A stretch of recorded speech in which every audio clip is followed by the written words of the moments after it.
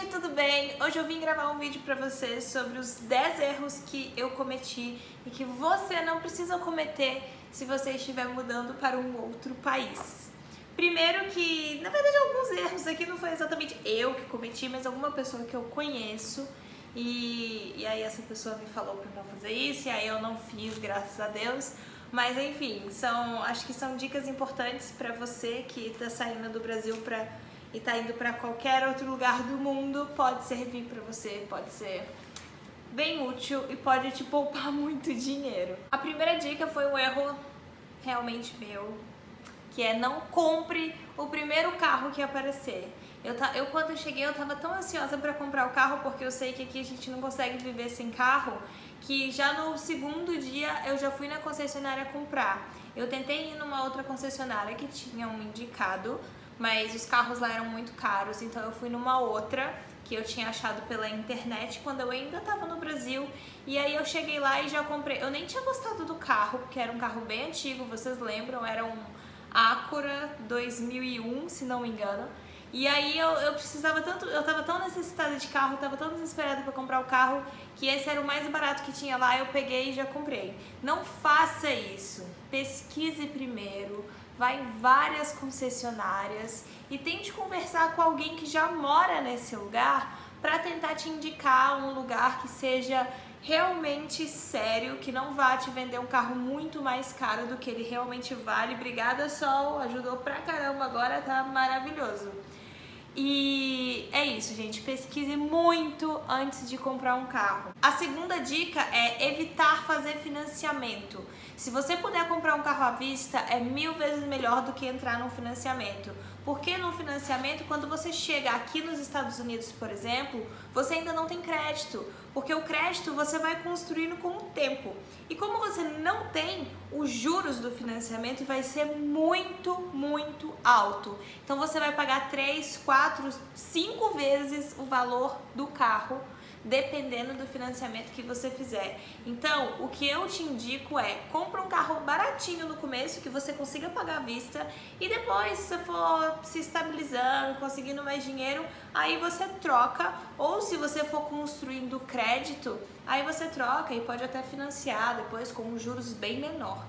Dica número 3. A melhor opção que você tem aqui quando você chega é alugar um quarto até que você encontre um lugar definitivo. Eu cheguei louca pra alugar um apartamento só pra mim. Ai, meu braço tá doendo pra caramba, que o Fox me deu um arranhão aqui. Ó, ficou um vergão no meu braço. Doeu, tá, Fox? Doeu. Eu cheguei aqui louca pra alugar o apartamento, então eu saí fazendo a aplicação. Eu fui com uma corretora, mas ela não tinha muita experiência com pessoas que tinham acabado de chegar aqui nos Estados Unidos, então eu acabei fazendo várias aplicações e gastando um dinheirão, porque todas as aplicações eles não aceitavam, porque eu não tinha crédito. Eu tinha que ter um crédito mínimo de 650 e eu não tinha crédito nenhum, porque eu tinha acabado de chegar aqui, não tinha como eu ter crédito. Então a melhor opção é você alugar um quarto e pesquisar com calma onde você vai alugar a sua casa, o seu apartamento definitivo. Não saia aí aplicando um tanto de condomínio, porque não vai dar certo. Já vem com a sua cabeça preparada, na verdade o seu bolso preparado, caso você vá alugar um apartamento ou uma casa ou qualquer, enfim, um imóvel, já vem preparado, porque você vai ter que pagar no mínimo 3 vezes o valor do aluguel. Porque como eu disse, você não tem crédito, você que acabou de chegar não tem crédito, então eles vão pedir uma segurança, assim, né? Caso você não pague, você tem ali o depósito para poder arcar com os custos. Então você tem que considerar 3 vezes o valor. Vamos supor que o aluguel é 1.300. Então você tem que considerar que de cara, já para você entrar, você vai ter que desembolsar 3.900 dólares, que é 1.300 do primeiro mês de aluguel, porque aqui a gente sempre paga o aluguel antes de morar e não um mês depois, então a gente sempre paga adiantado. Você vai ter que pagar o último mês, que também é o mesmo valor do aluguel de 1.300, e um depósito, que geralmente é o mesmo valor do aluguel, mas às vezes eles cobram um pouco menos de depósito, metade ou alguma coisa assim. Então já vem considerando que você precisa dessa quantia para conseguir alugar um imóvel. Dica número 5, eu já falei um pouco sobre ela na dica número 3, mas eu vou reforçar. Não saia fazendo aplicações em condomínios. Muitos condomínios aqui pedem crédito ou pedem um comprovante de renda de onde você trabalha. Caso você já venha com um trabalho, com visto de trabalho transferido do Brasil, você vai ter como apresentar isso, mas caso contrário, eles querem uma segurança de que você vai ter o dinheiro para poder pagar, que é o crédito bom, que quando você tem um bom crédito significa que você paga as suas contas certinho, você não é uma pessoa que sai se endividando em qualquer lugar, e também o imposto, declaração de imposto de renda, ou então um income, né, que é você mostrar o quanto você ganha por mês no seu trabalho. Então, o que eu te indico é, se você está vindo do Brasil, procure brasileiros que aluguem imóveis aqui. Tem muitos brasileiros que têm imóveis e alugam para a comunidade brasileira. Então, eles não costumam pedir tantos documentos quanto esses condomínios americanos. Isso eu estou considerando aqui no sul da Flórida, perto de Miami. Eu sei que em Orlando eles são bem mais flexíveis, eles não pedem tantas coisas quando você vai alugar num condomínio. Mas aqui no sul da Flórida, eles pedem comprovante de renda, crédito e o que mais você puder provar para poder alugar os apartamentos ou as casas em condomínios. Uma outra curiosidade também aqui é que existem condomínios para pessoas que têm acima de 55 anos. Então, geralmente são os condomínios mais bonitos e os mais baratos, mas você só pode alugar ou comprar imóveis nesses lugares se você tiver 55 anos ou mais.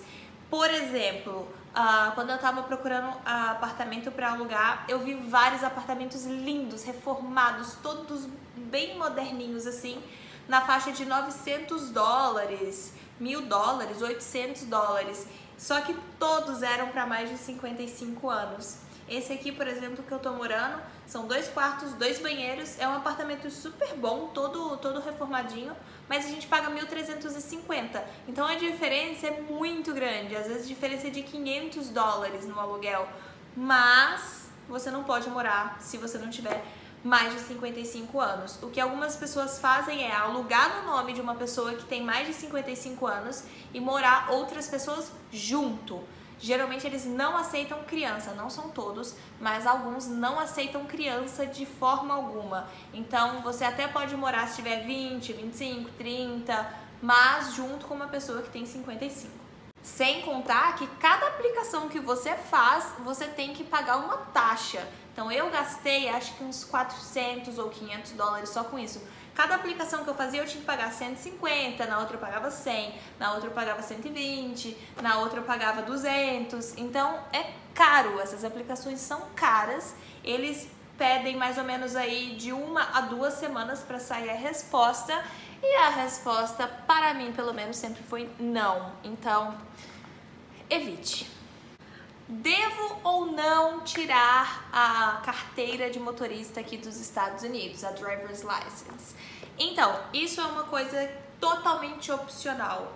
Quando eu cheguei eu tinha essa dúvida, eu perguntei para algumas pessoas falaram que eu precisava dela, outras falavam que não precisava, e eu acabei optando por tirar a minha carteira. Quem me acompanhou aí desde que eu cheguei aqui nos Estados Unidos viu todo esse processo, eu indo lá, tirando a carteira, acho que foi no segundo ou terceiro dia que eu estava aqui, porque eu ia fazer a aplicação no condomínio e eles pediam um documento americano, e a carteira é um documento americano.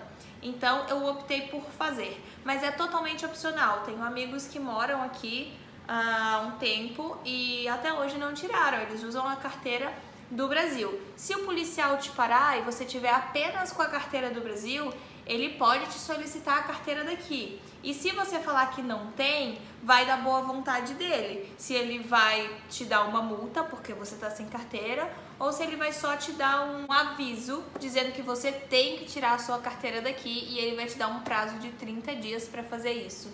Então, você pode tanto tirar quanto não tirar. Eu optei por tirar e depois renovei a minha carteira, fui renovando. Lembrando que aqui na Flórida a carteira de motorista só vale enquanto você estiver aqui com a sua permanência em dia.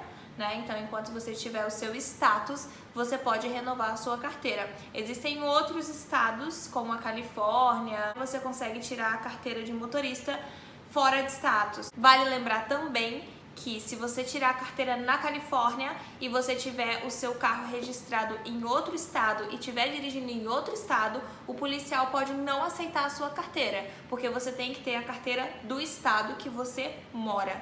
Então a minha dica é, dependendo do tempo que você vai ficar aqui, não vale a pena fazer a carteira. Se você for vir para passar 5 meses, 6 meses, tá de boa usar a sua carteira do Brasil, a não ser que um policial te pare e fale que você tem que tirar daqui, aí você vai lá e tira.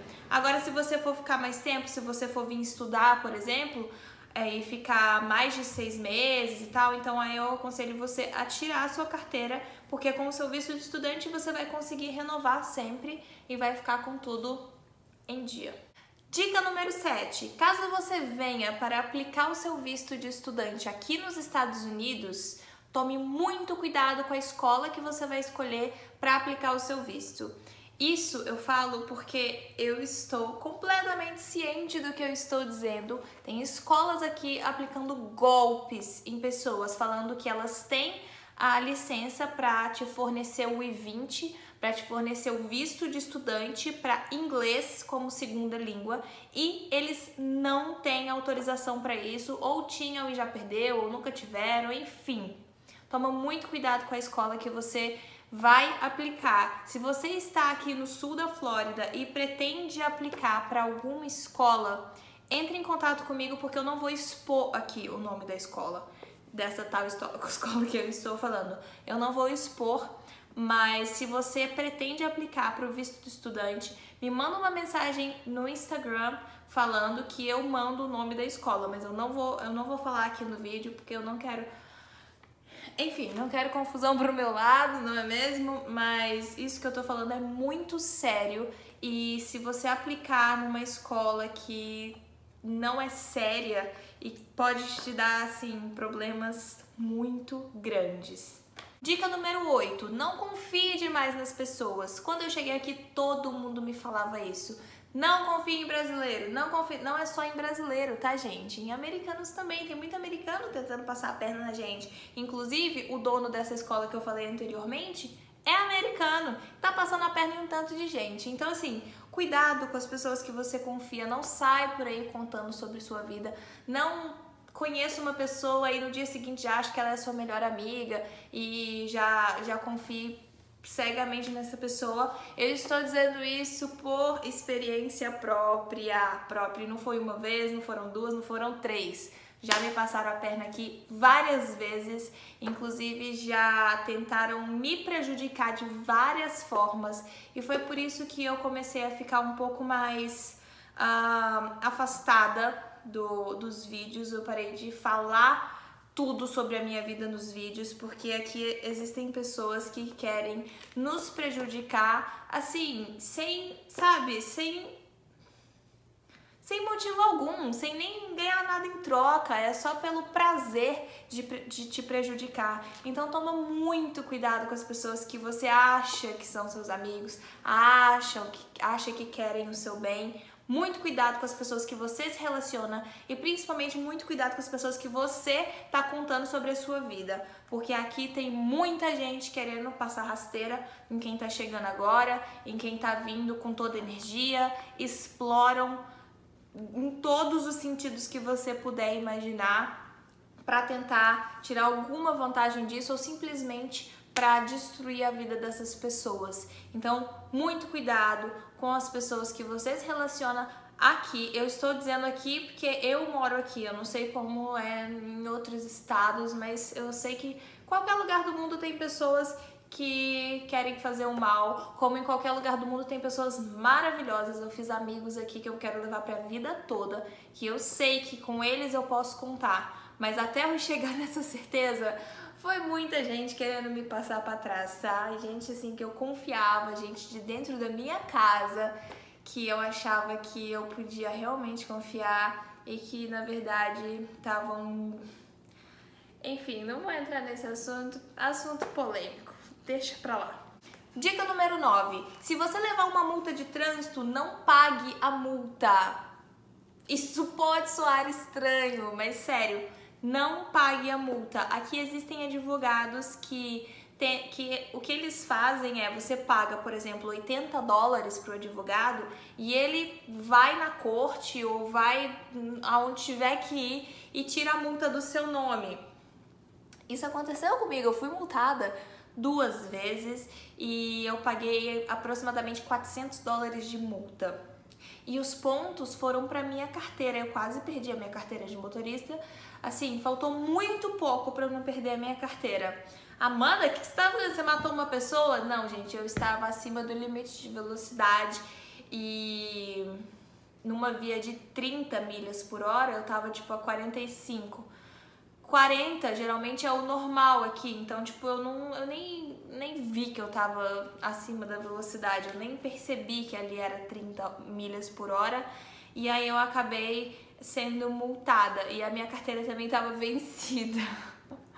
Ai, gente, eu sou muito desligada. Aí, enfim, depois eu renovei a carteira, deu tudo certo, mas assim, não cheguei a perder minha carteira, mas foi por muito pouco, porque eu paguei a multa. Eu não sabia que não era para pagar a multa. O que você faz? Você entra em contato com esses advogados que cobram $80, eles tiram a multa do seu nome. E aí você não precisa pagar a multa. Às vezes precisa pagar uma parte, mas enfim, na maioria das vezes você não paga o valor da multa, você só paga esse advogado, às vezes não paga nem um centavo a mais pela multa, simplesmente ela é deletada, né? E os pontos não vão para sua carteira. Então, se eu soubesse disso antes, eu teria pagado $80 e tava tudo resolvido. Mas eu não sabia, eu só fiquei sabendo disso depois, que eu já tinha pago, e aí eu perdi $400 e ainda perdi bastante ponto na carteira. Enfim, não pague multa, tá? Procure um advogado, paga $80 pra ele e ele vai resolver a questão da sua multa. E você pode também ser mandado pra corte, aí você pode também contratar um advogado e vai ser um pouco mais caro, né? Porque não é simplesmente uma multa, é uma corte. Você não precisa ir, ele vai no seu lugar e você só paga pra ele. E ele resolve o seu problema, ou pelo menos tenta, né? Não dá pra garantir também que vai resolver 100%. A 10ª e última dica que eu te dou é, pelo amor de Deus, gente, não perde a oportunidade de aprender a língua local. Você tá morando num país novo, uma cultura nova, sabe? Aprende, é pra isso que a gente viaja, não é? Não é pra aprender coisas novas, pra conhecer pessoas novas, aprender culturas novas, línguas novas. Conhecimento nunca é demais. Então aproveita, você tá nos Estados Unidos, aproveita, conversa com o americano, sai, fala errado, mas fala, porque é só assim você vai aprender. Eu conheço pessoas que moram aqui nos Estados Unidos há mais de 10 anos. Mais de 10 anos. Só se relacionam com brasileiro, só tem amigo brasileiro, tem problema nenhum em ter amigo brasileiro. Mas assim, até hoje não falam inglês, falam hi bye só, tipo, oi e tchau. E sorry, que é desculpa, que todo mundo sabe, né? Inclusive temos aí uma música do Justin Bieber, querido Justin Bieber, que ensina todo mundo a falar essa palavra maravilhosa que é sorry. Então, assim, tem gente que realmente só sabe isso, não sabe mais nada, mora aqui há um tempão e, sabe, não tem a curiosidade, a vontade de aprender a língua local, de sair na rua, de poder conversar. Eu sei que não é fácil você aprender uma outra língua, mas se você tá num lugar que tem pessoas que falam essa outra língua, e isso também serve pra mim, tá, gente? Serve pra mim porque eu moro no sul da Flórida, onde se fala praticamente só espanhol, e eu não aprendi espanhol até hoje. Então eu tenho que tomar vergonha na minha cara e começar a aprender espanhol. Porque o inglês eu já falo, mas o espanhol eu não falo. Tem muito lugar aí que você sai que o povo não fala inglês não, o povo só fala espanhol. Então eu entendo, mas eu não consigo falar. Então a última dica é essa, não perca a oportunidade de aprender a língua local. Ok você ter amigos brasileiros, ok você ir pra festa de brasileiro, casar com brasileiro, namorar com brasileiro, ter amigos brasileiros, enfim, ok.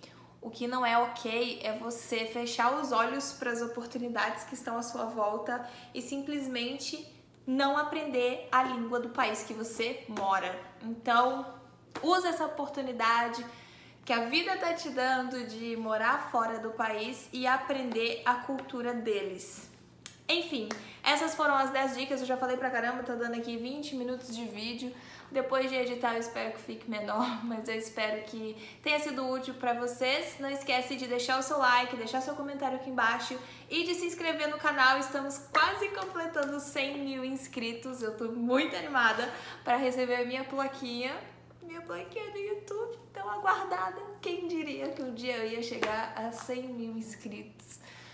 Ai, enfim, um beijo pra vocês, se inscreve aqui e até o próximo vídeo.